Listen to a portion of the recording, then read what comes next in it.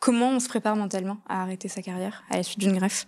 J'ai tenté de me préparer. Je me l'étais promis, mais j'ai pas réussi à ne pas souffrir, tout simplement.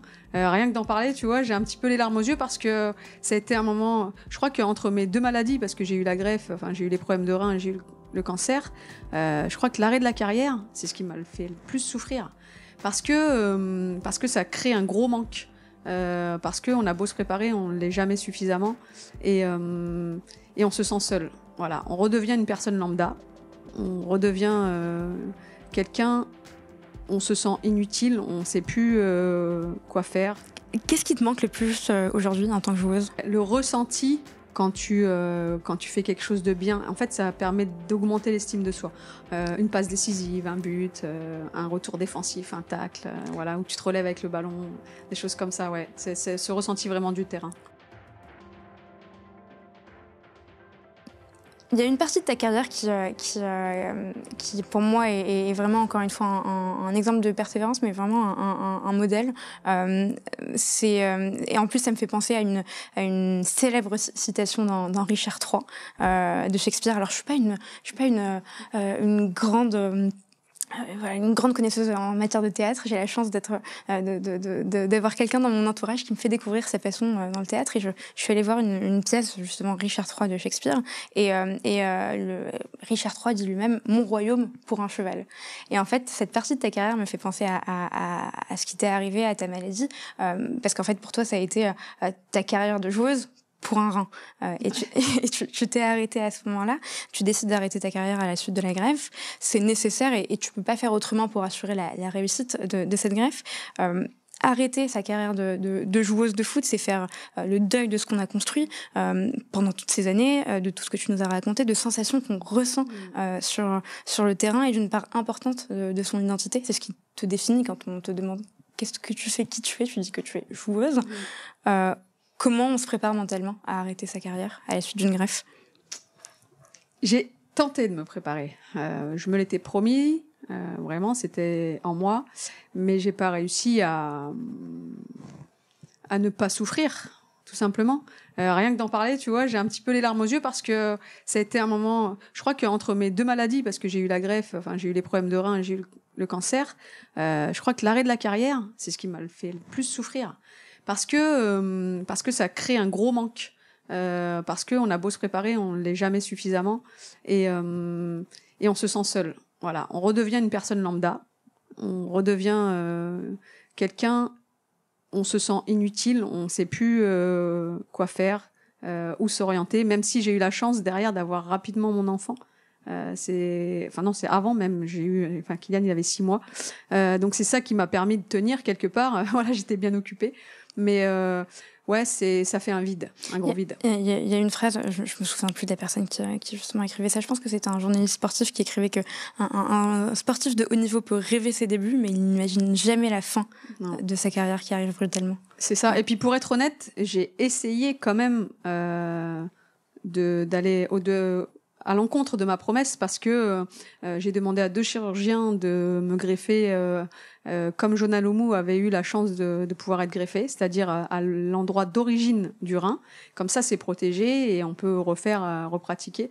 Mais malheureusement, les 2 ont refusé. Ils ont dit que c'était une opération beaucoup plus lourde, beaucoup plus dangereuse, que ça en valait pas la peine. Bah oui, pour eux, peut-être pas, mais enfin pour moi, c'était important. Donc j'ai eu une double frustration. En fait, je me suis dit, on me refuse ça, et puis en plus, je suis obligée d'arrêter le foot. Enfin, c'est compliqué. Mais voilà, je me suis un petit peu rangée dans l'écriture. J'écrivais beaucoup à cette époque-là. J'écris toujours un petit peu, mais c'est plus rare, c'est surtout dans les moments compliqués. Mais malheureusement, j'ai tout jeté. Et ça, c'est... Tu jettes tes carnets? T'écris sur un... J'écris sur des feuilles Okay. et je jette tout, je déchire. C'est vrai? Ouais. Mais parce que c'est pour toi, quelque chose s'est passé, tu mets sur le papier tes souvenirs et c'est fini? Voilà, c'est vidé, hop, c'est sorti de moi, mais je le jette et j'arrive pas à les garder. Et des fois, j'ai des regrets parce que je me dis, purée, pardon pour le purée. Je me dis, je devrais les garder parce que mais j'ai toujours dans l'idée d'écrire un livre, j'ai envie d'écrire un livre, ne serait-ce pour partager ça, ces expériences-là, cette souffrance-là, montrer qu'on est capable d'aller au-delà, qu'il y a des solutions, que tout le monde a la force en soi pour y arriver Et c'est vrai que j'aimerais le partager, mais ouais, jusque-là, j'ai pas réussi. Eh ben, tu sais, Sarah, je sais ce que je vais t'offrir. Je vais t'offrir des carnets Moleskine que tu vas conserver, tu vas écrire. Parce qu'effectivement, écrire un livre sur ton parcours, il y a tellement de choses à dire. Et puis, faire des interviews comme celle qu'on est en train de faire, c'est quelque chose.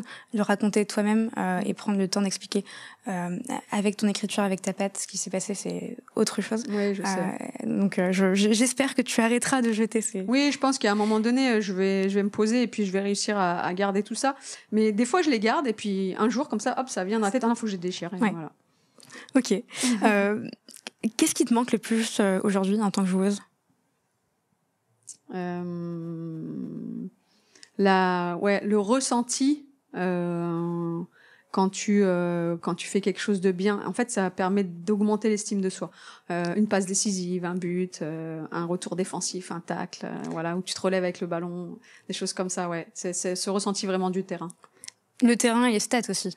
J'entends, ouais. Je sens que cette dopamine, c'est aussi les stats. Ouais, mais j'étais pas vraiment à fond dans les stats, mais même si j'en fais qu'un par match ou des choses comme ça, ça amène tellement d'adrénaline et de bonheur, en fait, que, ça vaut, je sais pas, moi, 2-3 jours à la plage. C'est hyper intéressant ce que tu dis, parce qu'en fait, il y a, je pense que tu le sais, un club de foot, c'est aussi une entreprise, mais c'est une entreprise particulière. Il y a énormément de vases communicants entre le sport et le monde de l'entreprise en termes de performance. Et ce que tu dis, moi, ça me parle. Je travaille dans le marketing. C'est cette sensation de réalisation d'une chose qui est aussi drivée par la stat. Ça procure une certaine dopamine. Et il y a des moments où on l'a pas, où on l'a moins, et c'est compliqué à gérer. Et j'en fais partie, il y a beaucoup de personnes qui s'inspirent justement de parcours de sportifs pour aller chercher le dépassement de soi. Oui. Donc c'est hyper intéressant. Ouais, et après il y a le fait aussi d'avoir le sentiment d'avoir tout donné. Terminer un match vraiment fatigué, c'est de la bonne fatigue. On a beaucoup couru. Moi, à mon poste, quand je jouais milieu défensif, vraiment, je courais énormément.